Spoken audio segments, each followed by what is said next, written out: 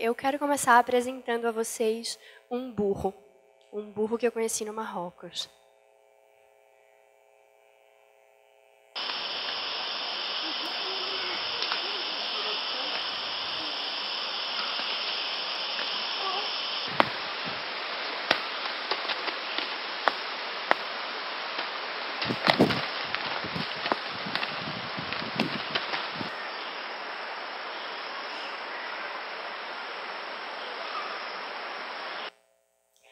Eu conheci esse burro durante uma semana de um retiro profissional e pessoal que eu passei na Cordilheira dos Andes, no Marrocos. E esse burro, ele falou com essa mulher da foto, que, no caso, sou eu. Eu não sei se vocês já tiveram a sensação de tentar fazer com que um muro se transformasse em uma porta.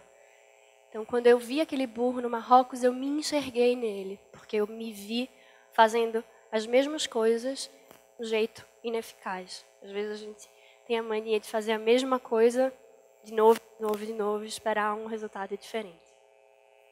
E essa história do burro, para mim, ela ilustra bem o poder que a imagem tem de nos ajudar a redescobrir coisas sobre si mesmo e sobre o mundo. Acho que a imagem ela é um grande instrumento para a gente redescobrir. E é sobre isso que eu vou falar aqui hoje. Pode parecer óbvio essa história do burro, porque eu estava no Marrocos atrás de respostas. Eu também queria me livrar de algumas amarras mentais ali. Mas a verdade é que as imagens elas estão aí e elas são essa oportunidade diária da gente ver as coisas com um outro ângulo, com uma outra perspectiva. A beleza da imagem é isso, ela nos possibilita olhar as coisas de uma outra forma. E eu vou usar agora um outro exemplo para falar disso, só que dessa vez com golfinhos. Essa é uma imagem que a gente já está acostumado, não tem muita novidade em relação a isso, que é o golfinho sendo treinado para dar esses saltos mirabolantes. Mas essa próxima imagem ela tem um significado mais inusitado. Essa ilustração é de um artigo do New York Times, de uma escritora chamada Amy Sutherland, onde ela narra o que ela aprendeu com os golfinhos sobre um casamento feliz. Ela precisou escrever um livro sobre adestramento de animais. E ela passou dias observando a interação entre os treinadores de animais e elefantes que aprendiam a pintar usando trombas, hienas que aprendiam a andar em cima de bolas e golfinhos que faziam todos esses truques. E observando aquilo, ela pensou, se esses caras conseguem fazer com que esses bichos façam tudo isso, eu consigo fazer com que meu marido coloque a meia suja dentro do cesto de roupa. Uma gênia absoluta. E ela aplicou a técnica com o marido Scott, o marido americano. E ela conta isso e diz que foi melhor do que qualquer terapia de casal. E por que esse exemplo é tão interessante? Porque a partir da imagem, a partir de sentar e assistir, ver uma coisa, ela teve um insight, ela pensou de um jeito diferente. Ela conseguiu olhar as coisas com uma nova perspectiva. Ela se viu um pouco ali, naquela imagem. E é isso que a imagem nos traz. Ela traz a possibilidade de colocar as coisas em perspectiva. Então, ela aprendeu, observando aquela interação, que ao lidar com o marido, o que ela precisava fazer? Ela precisava ignorar o comportamento que ela não gostava, que ela não curtia, e retribuir o comportamento que ela gostava. Então é isso, ela teve esse insight a partir de uma imagem, observando as coisas de fora, né? Ela teve esse insight. E essa possibilidade de aprendizado, de analisar fatos e sentimentos com uma nova ótica, é o que a imagem nos traz todo dia. E a gente só precisa treinar o nosso olhar para realmente prestar atenção ao que a gente vê. Da mesma forma que esses golfinhos são treinados a dar esses saltos todos, a gente pode também se treinar a realmente prestar atenção ao que a gente vê. E é isso que eu vou propor aqui para vocês hoje. Porque eu acho que uma das piores coisas que pode acontecer com alguém é ter a incapacidade de prestar atenção, de realmente ver o que está na nossa frente. Porque a vida ela é feita de imagens, né? Imagens do mundo real, eu estou vendo vocês aqui, e vocês estão me vendo aqui. Imagens mentais, que a gente está sempre pensando coisas, a gente está sempre... Tem imagens que estão passando na nossa cabeça. E a escolha que a gente faz dessas imagens diz muito sobre quem a gente é. Então, o poeta baiano, o Ali Salomão, ele dizia que a memória é uma ilha de edição. E eu não podia concordar mais com isso, porque a gente está constantemente escolhendo quais são as imagens que habitam o nosso ser. E eu vou mostrar aqui um trecho desse documentário lindo que o Carlos Nader fez com o Ali Salomão, que se chama Pancinema Permanente. Ele usou imagens feitas durante 20 anos de amizade que ele teve com o poeta. Chega de papo furado de que o sonho acabou. A vida é sonho, a vida é sonho. A vida é sonho, a vida é sonho, a vida é sonho, a vida é sonho, a vida é sonho, a vida é sonho, a vida é sonho, a vida é sonho, assim. A vida é sonho. Ele tendia a ver as coisas, o mundo, como um grande teatro, entendeu?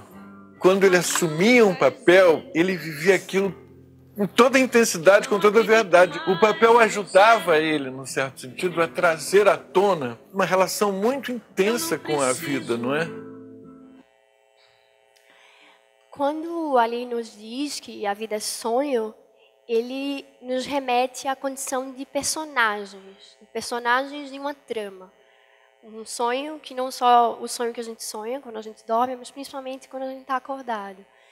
E se a gente exercita essa capacidade de nos ver como personagens de uma trama, de um contexto maior, muito, muito mais amplo do que o nosso próprio umbigo, muito, muito mais amplo do que a nossa história pessoal, do que o nosso cotidiano, se a gente consegue exercitar isso, a gente consegue ter uma relação mais profunda com a vida. Se a gente se distancia, coloca uma distância entre quem a gente é e o que a gente vive. E é isso que o Ali Salomão traz, essa coisa da perspectiva.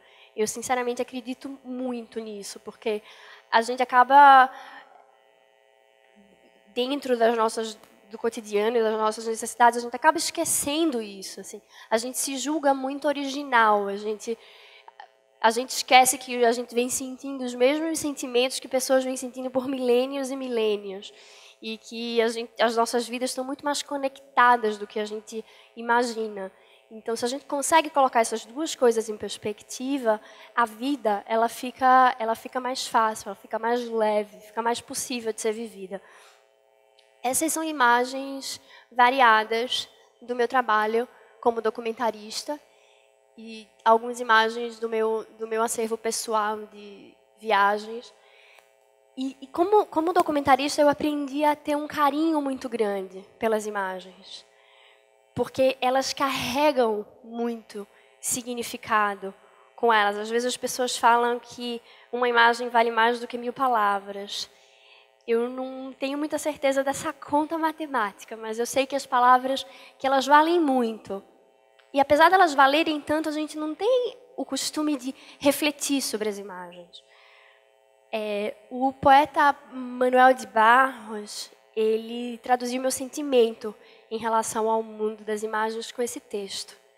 Ele diz: no começo, achei que aqueles homens não batiam bem, porque ficavam sentados na terra o dia inteiro escovando osso. Depois aprendi que aqueles homens eram arqueólogos e que faziam o ofício de escovar osso por amor. E que eles queriam encontrar nos ossos vestígios de antigas civilizações. Logo, pensei em escovar palavras. Quando eu li esse texto pela primeira vez, eu tive aquela sensação de conforto, de entendimento. Falei, alguém falou por mim. O meu ofício é escovar a imagem, porque eu acredito que escovando imagem a gente redescobre significados sobre nós mesmos e sobre o mundo. Essas são fotografias do meu acervo familiar. Quem aqui gosta de fuçar álbum de fotografia antiga da família? Eu também. Quem gosta de... Assim, às vezes você pode fuçar e você pode ver a foto de um avô, de uma avó que você nem conheceu. Mas se perguntar que histórias ainda vivem hoje por trás daquelas imagens. Quem aqui tem a sorte de ter um vídeo de quando era criança, feito por um pai, por uma mãe ou por alguém da família que documentou uma cena banal do cotidiano? Um batizado, uma festa de 15 anos, um casamento. O que é que essas imagens vão falar daquela família em 50 anos? Eu acho que fala muito, porque a história é feita de um multiplicado de histórias individuais e as imagens que a gente tem hoje sendo feitas agora nesse minuto, tem gente que está casando, separando, nascendo, morrendo, e várias imagens estão sendo feitas a partir de tudo isso. E são essas imagens que, de alguma forma, nos conectam como seres humanos. Então, eu tenho muito, muito, muito carinho por essas imagens. E foi pensando nisso que eu comecei a desenvolver um trabalho de documentar famílias. Então, eu documento histórias de algumas famílias, como essa que vocês vão ver agora. Eu nunca vou esquecer da primeira vez que te vi. Eu nunca vou esquecer da primeira vez que te vi. Não te amo mais, papai também te adora. Coisa mais querida, alegria da nossa vida.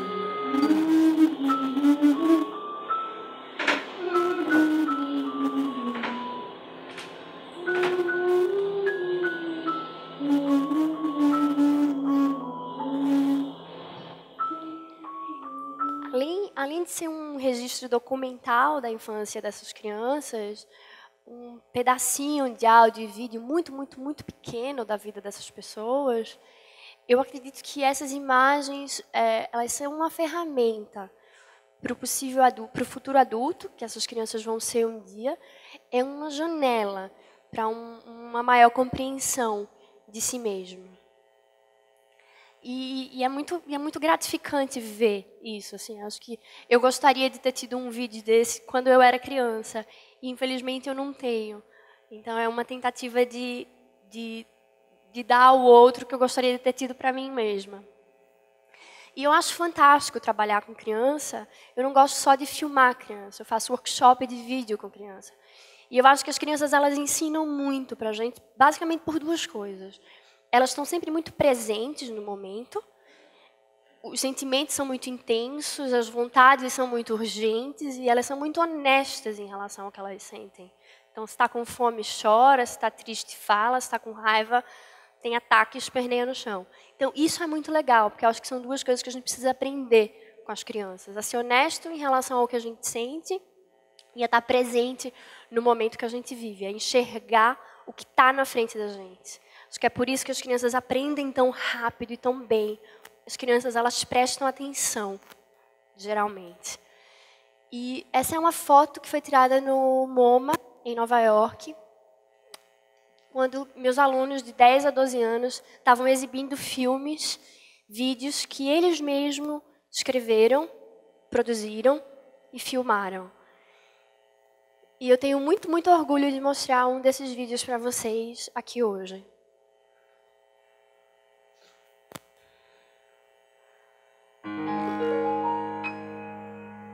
Mom, can we go to BBQ? Sure, let's ask Bob. I don't know. There are leftovers at home. Come on, Mom. Please. Please? Oh, okay.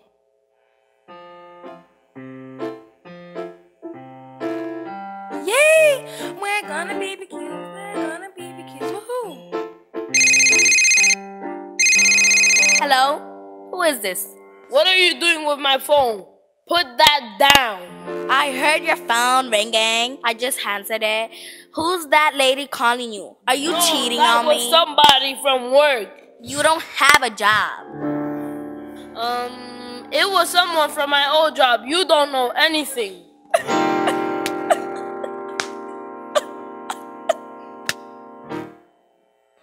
Wow. Today was a nice and good day. Yeah, sure, whatever. Good night.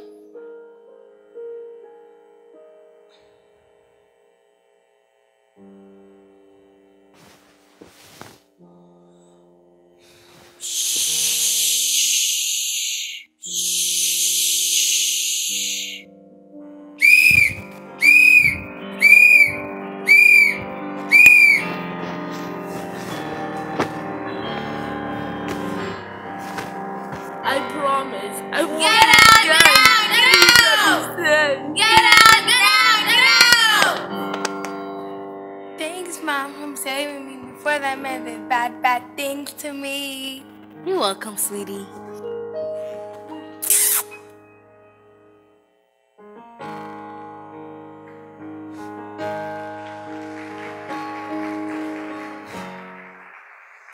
Ela merece muitos aplausos por ter escrito essa história. Às vezes a gente não consegue falar com palavras, e aí as imagens ajudam e a contação de história, a narração de história ajuda, porque é parte da necessidade humana contar histórias. É assim que a gente aprende, é assim que a gente ensina. E acho que o sucesso do TED é prova disso. E além das imagens documentais que eu falei aqui, existem as imagens que o homem produz. Né? Há 30 mil anos os homens estavam desenhando nas paredes das cavernas, porque é parte da necessidade humana contar histórias através de imagem. Esse vídeo ele foi produzido num contexto que o tema do workshop era relações saudáveis e relações não saudáveis. As crianças precisavam criar as histórias a partir disso. E, obviamente, que violência doméstica e abuso sexual é parte da realidade da comunidade onde essas crianças vivem. Mas através do poder da imagem, através de se colocar em perspectiva, de sair da realidade e pensar no que existe ao redor dela, aquela criança consegue sentar e elaborar uma história que tem começo, que tem meio, que tem fim. E o mais importante, ela sabe o que ela quer comunicar com aquela história. Depois que o vídeo foi exibido, as crianças vieram para frente do cinema, do MoMA, e responderam perguntas da plateia sobre a produção do filme. E depois eu perguntei para a Destiny o que é que ela sentiu com tudo aquilo, como é que foi para ela estar ali falando sobre o trabalho dela com a plateia. E a resposta foi que ela se sentiu como se ela tivesse alcançado um objetivo. E é da mesma forma que eu me sinto aqui hoje. Muito obrigada.